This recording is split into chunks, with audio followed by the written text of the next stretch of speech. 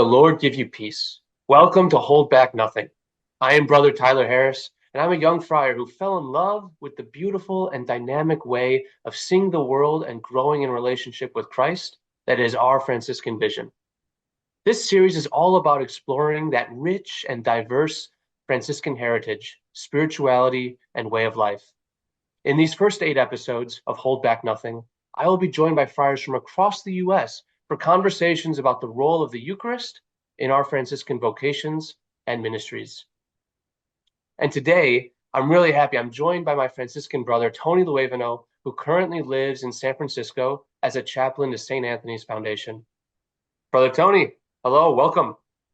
Hi, Tyler. Thank you for having me. It's great to be here with you all. Here from usually sunny, but today we have a cloudy day here in San Francisco. So good to be here with you. It's a great joy that we could be together and reflect on this really important topic of the Eucharist, but within the context of our Franciscan life. Tony, you've experienced a wide range of ministries as a friar, but recently you spent a lot of time in chaplaincy roles serving quite different communities. Can you tell us a little bit about how you found yourself in those ministries and what your day-to-day looks like today in San Francisco? Yeah, absolutely. Really, the way that what I would preface all this of my work of chaplaincy has really been through a set of invitations that I received over the years from before I was a friar, becoming a friar, and in the process being invited into spaces of chaplaincy work, formerly being trained as a chaplain in a hospital setting, and most recently, currently where I'm stationed as of a year ago, next month in September here at St. Anthony's Foundation, which is situated within the Tenderloin district of the city of San Francisco. So we're right in the hub of the heart of San Francisco, where my day-to-day activities at St. Anthony's Foundation range anything between meeting with guests out in our welcome center, just outside our main doors of the 150 building, meeting with guests, staff in our dining room, free clothing program, etc. All of the different nine services that we provide here are all of our guests and really our volunteers. And as I often remark to all of our students who also come and volunteer from a myriad of different Catholic schools here in the area, anyone that walks through our doors really is received and is welcome and received with open arms for whatever it is that they need in the moment, whether that is something physical, something emotional, or something spiritual. I imagine whether it's serving in the hospital setting or serving a very poor marginalized community in the Tenderloin, your ministries have brought you to quite difficult or demanding, probably oftentimes uncomfortable situations. How do you find joy amidst your work, find meaning, and what is the Eucharist meant for you as a Franciscan in those ministries? Yeah, I often turn to an experience that I had very early on, particularly shortly when I had more full awareness and participation of my own spiritual yearnings into the Eucharist, and I think it was by way of the offertory song that really connected with me. One rendition of it in Spanish, it's called Ofertorio Nicaragüense. That holds this famous line within that offertory says, "Te ofrecemos nuestras penas y alegrías, the joys and sorrows of our life." And that stayed with me and has remained a constant throughout my life, and both in my own journey as a Christian, as a follower of Christ, but also in my Franciscan vocation and those that I come into contact with, the joys and our sorrows, and to hold those both of those realities. God doesn't want one or the other, doesn't have a preference for one or the other, but is willing and desires to receive both. And so I think that is the great convergence that I often see, and that gives me a sense of joy, a sense of Franciscan joy in the way that I go about my ministry or the ministry that I've been entrusted with, to hold and to be present to both the joys and the sorrows of our life. And God desires that and is willing to enter into that, as we see. Is there a particular aspect of our Franciscan history, our Franciscan charism or tradition that you've really found a lot of inspiration from? I know there's this famous stories of Francis that have always kind of inspired me in the difficult moments of ministry. I'm curious in your own life and in your own context in the Tenderloin, What speaks to you? What speaks to your heart and inspires you in these ministries? I draw inspiration truly from one fountain of our tradition is through St. Clair, Hmm. who reminds us that placing, as she said, placing your mind, your soul, and your heart before the crucified Christ. And she does it, or she offers, or offered to St. Agnes that through contemplation, we can transform our whole being into the image of the Godhead. And so for that, for me, is the place where it comes into communion, into interaction, into engagement, into profound encounter between God's self and that of creation. And so I think that is for me the nexus for what I do and how I do it, because God finds it good to be able to reside in that, but also for me to be able to see it through the veneer of what it is that people are experiencing in their lives, and to really draw out what God really sees and imbues that individual that is before me, who's experiencing homelessness, who might be experiencing addiction, who might be experiencing challenges in life, whether that is estrangement from family, a myriad of different problems that many folks are coming in with in their lives here, particularly in the Tenderloin district. But really is it comes to that moment of seeing the Godhead or the God self that is before me, that has found rejoicing to dwell within that person that is before me. And so I think that is one of the biggest moments of insight that I have from our tradition that really manifest in the ministry that I typically partake in on a day-to-day basis. Thanks, Don. I love that quote from Claire. It's so beautiful, but really is a big challenge to see, to bring our whole being to God, but also to see the image of God in others, especially in really difficult circumstances. And especially you and the Friars are ministering in the Tenderloin of San Francisco, an extremely tough margin in an otherwise very affluent, technocratic, inclusive society. And so it's really fitting to turn to St. Clair for inspiration because she was so deliberate. She wanted her monastery outside the affluence and the security of Assisi. She wanted to be on the margins. And she's such a really important figure in our Franciscan tradition. Can you tell us a little bit about how you first connected with St. Clair and how her spirituality really began to influence your life? Yeah, it was really fascinating how I came across Claire as a lay student before, when I first began at FST.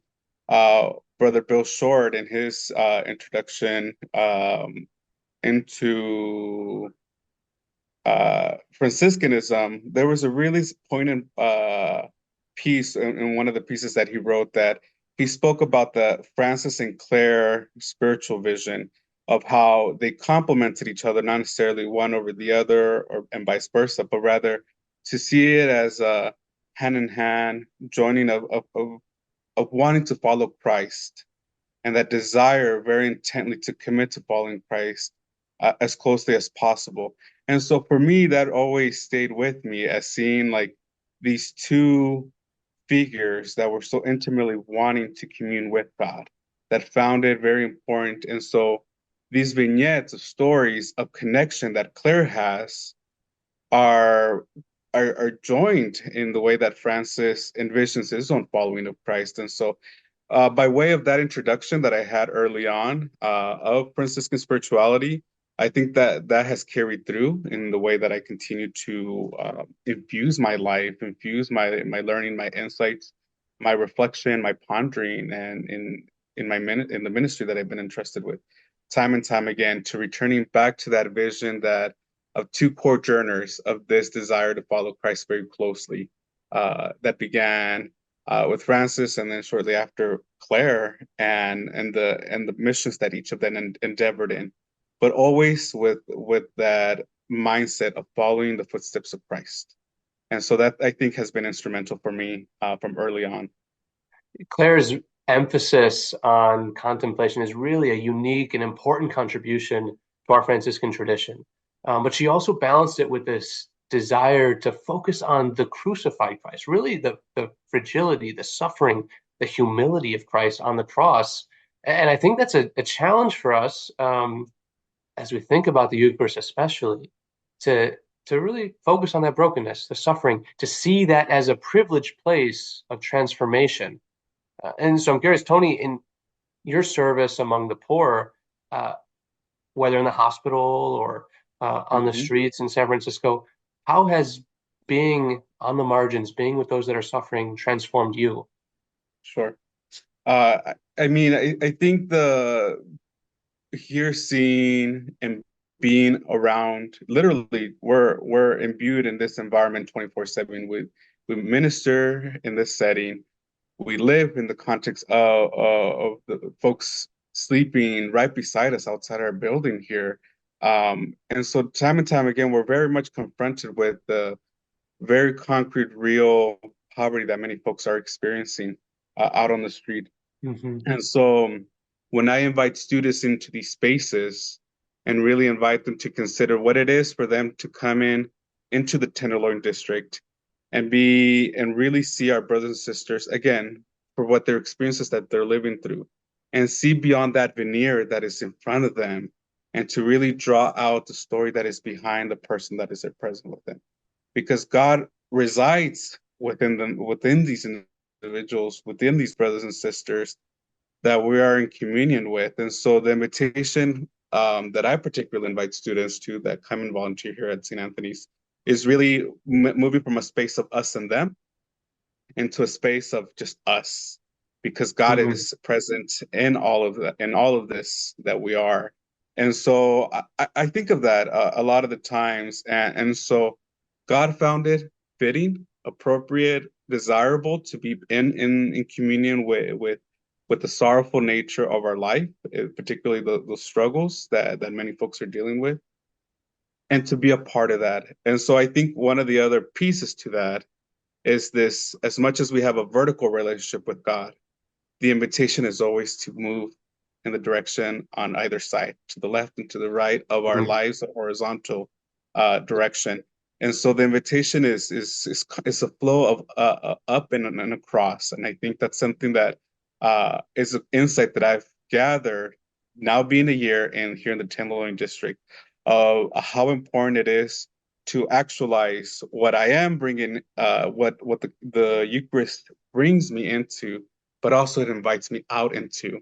And so the invitation moves vertically, but it also moves horizontally. And so I think that is one of the biggest insights that I'm drawing in more and more as I continue to be present to our brothers and sisters here in the Tenderloin district.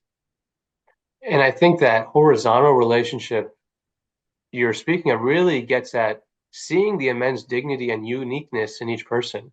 I know in one of her letters, St. Clair really intuits this immense, undeniable dignity in each person. She writes about how the soul of a faithful person is greater than heaven itself, because the heavens can't contain the Creator. Christ, the Creator of the universe, comes and becomes part of creation. And yet, in the Eucharist, at least, we receive Christ Himself. We become His dwelling place, and then through our very lives, we are bringing Him out into the world. And there's this immense capacity for God in each of us, and that's that immense dignity that sometimes it's difficult to see in others, and it's difficult to respond to. But I think especially in Mhm. places like St. Anthony's Foundation, and other ministries on the margins, that's a real privileged place to grow in that kind of horizontal contemplative vision of seeing God in our neighbors, and really seeing the immense dignity in them, and that opens us up to a whole new way of contemplating through our very lives. Absolutely. I mean, 100% concur with you on that. I mean, I think one of the biggest insights that I gather from students in our post-service reflection is exactly this of like, you know what? I never thought about continuing on the same side of the street that I've been walking on, and I see someone that now that I've been here to check up on them and see how are you doing? Are you okay? It changes their whole being, and I think the Eucharist is exactly that. This invitation to commune with God, but it's so powerful in that sense that it invites us to go forth and to really continue the work that has begun with God, and that it cannot be contained, as you're saying, exactly as Claire points out, that God cannot be so contained that it desires to be diffusive into the world, into all of creation. And we are co-creators, co-participants in that activity. And so I think that is one of the biggest insights that I think we can offer from Hmm. our spiritual vision, uh, taking a proactivity in that co-creative nature that God invites us time and time again. Creation did not cease on that seventh day when God took rest. God continues co-creating with us. And I think that is exactly what the Eucharist is all about, inviting us time and time again to be replenished, to be renewed in our joys and our sorrows that we bring in, and the joys and sorrows of our brothers and sisters that we are side by side with, and to really be offer it to them, offer it time and time again, inviting them in as well, not just saying like, let me go replenish myself, but also I invite you into this space as well, because God has invited you already as it is, but to really savor in that and to then be moved into that. And so there's this cyclical nature that I see of being invited in and also being invited out to go into the world. And so for those that are in a place to be able to minister to our brothers and sisters and likewise to receive others into that space. And so yeah, that vertical horizontal relationship of our Eucharist invites us to be in constant movement and participation. I think that that constant movement, that sending forth, is a very practical, a very challenging uh, image of the Eucharist. But I think sometimes we may miss it if we're not paying attention, we're not looking and noticing things around us. And I think that's where Claire is a really helpful insight that while being active and in the world is very important, we also need to make time for contemplation to really attune our hearts and our eyes and our very soul to notice God's presence in the people around us. I know Claire has a really unique approach and method for contemplation. Maybe you could share a little bit about that and how you've seen it in your own ministry life. I mean, I think something that just resonates very clearly right now is the intention to be attentive and to be Hmm. present to. And I think that is something that we are very challenged with today, of just how fast things are moving, constant engagement with different things that are happening around us. But to take the time, and I think that's what really Claire's inviting us, slow down for a moment, consider what you have been engaged with in this very moment, and let it sit with you and see how it's moving within you, what is God stirring within yourself and inviting you into as a result of that experience. And so I just think of the interactions that I have with guests time and time again here, of the moments that I do have with them. Like, for instance, this gentleman that I bumped into this morning as I went into the foundation, and he wanted to just check in, like, I'm waiting for my appointment to the clinic. And it spurred just conversation in and around his need to continue his care and some of his health conditions that he's living through, but to be present to that, and it's just inviting me into further reflection of like, why was it important for him to share with me the importance of his health maintenance? What was it Hmm. about that? And so that's something that I later this afternoon in our communal prayer that I'll be taken into contemplation, into meditation of why was this so important for this gentleman to really share that with me? And it's inviting me to bring into the fold of my prayer, into our communal prayer as friars, as we typically convene, to bring his presence, his desire for what it is that he's looking for into our own communal prayer. That again sends us forth out into our ministries again. We're a fraternity and mission. And so clearly this is a moment where that gazing and contemplation that Claire is inviting us into makes that concreteness of an experience that's been shared. I will intune it in my own meditation, bring it into the fold of our communal prayer, and be changed by that, and however it shows up the next day or the days after, and so forth and so on. And so, again, it's being present to the experience and drawing that experience into a space of intentional meditation of what is it moving within me that God is inviting me into after having had that experience.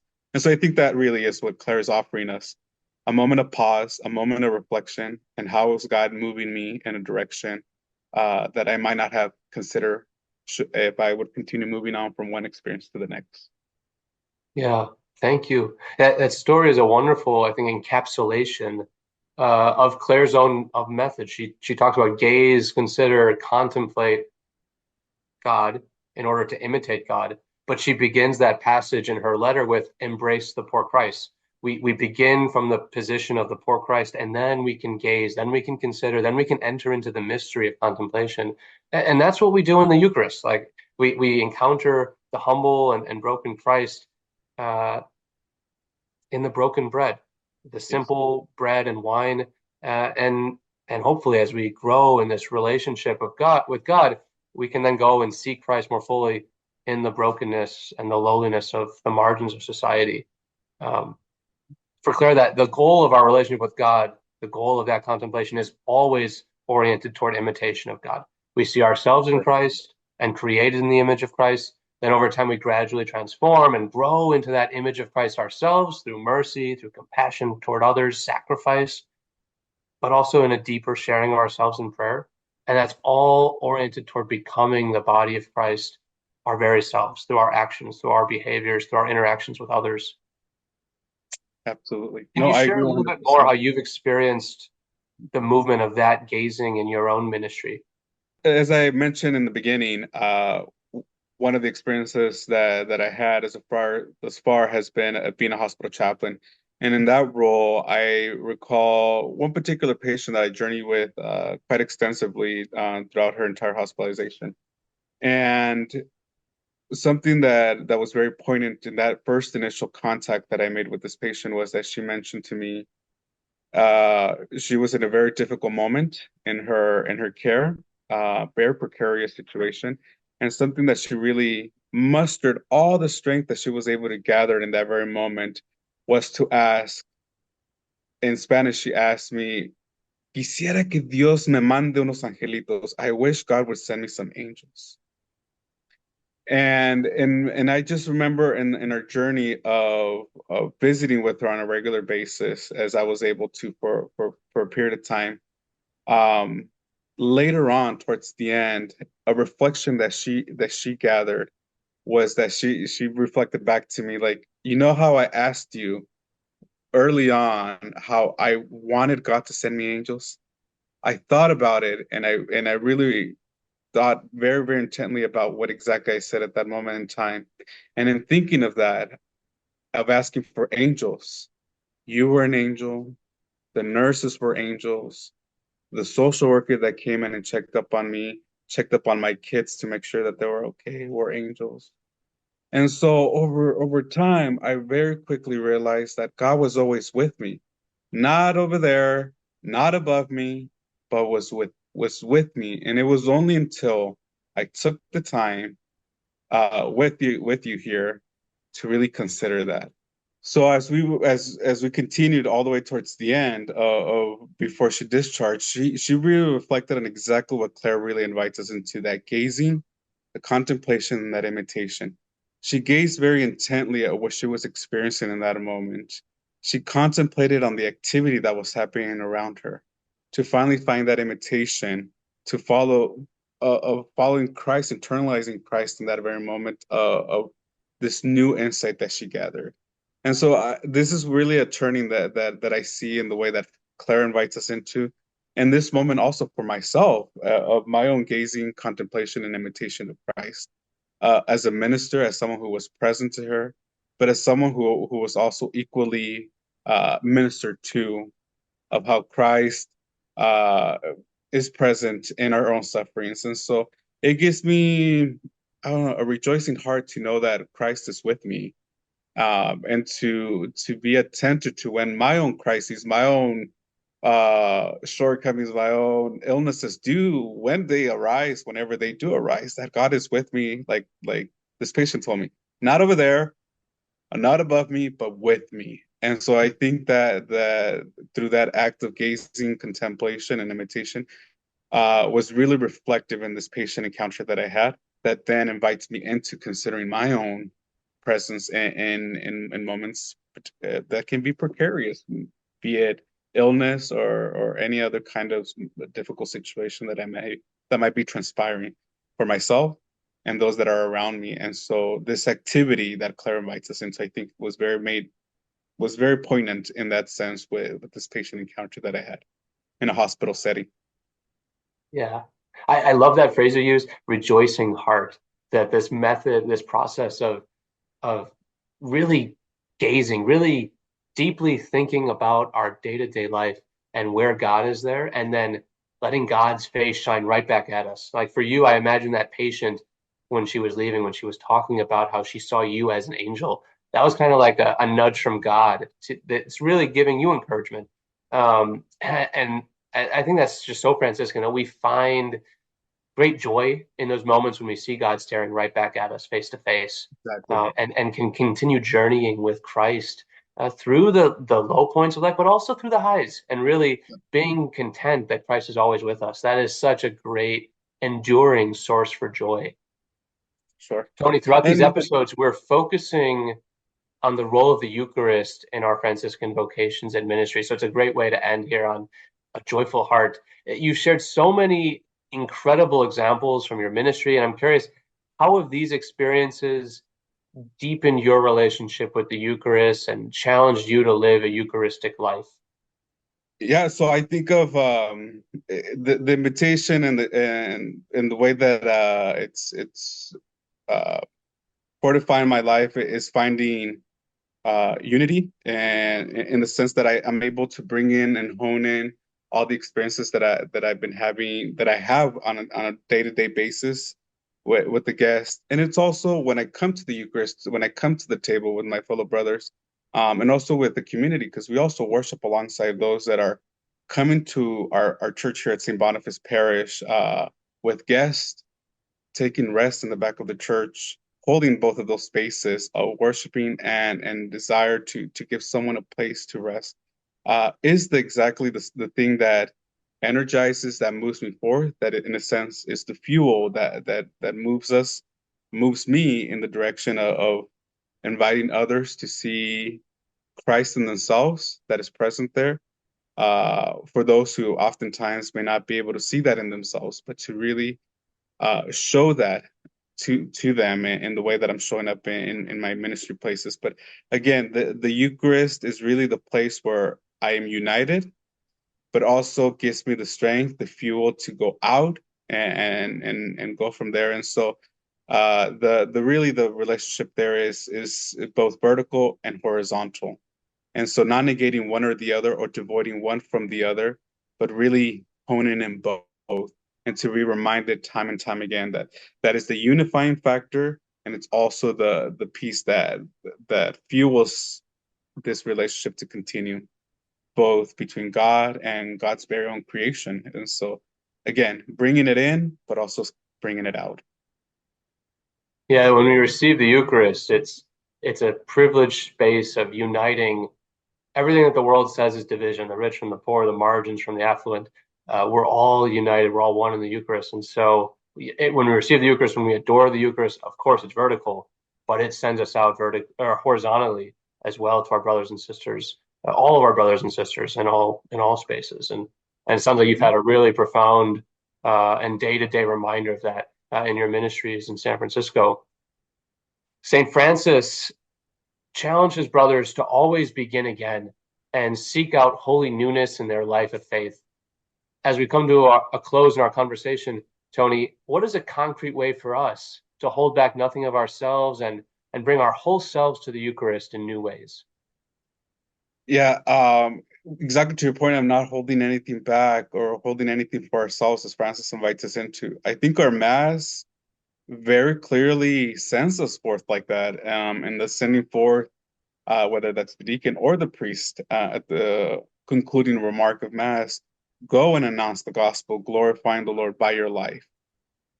Mass continues. Part two is going to unfold before us, and so it's our invitation. It's the challenge to go out there and continue the activity.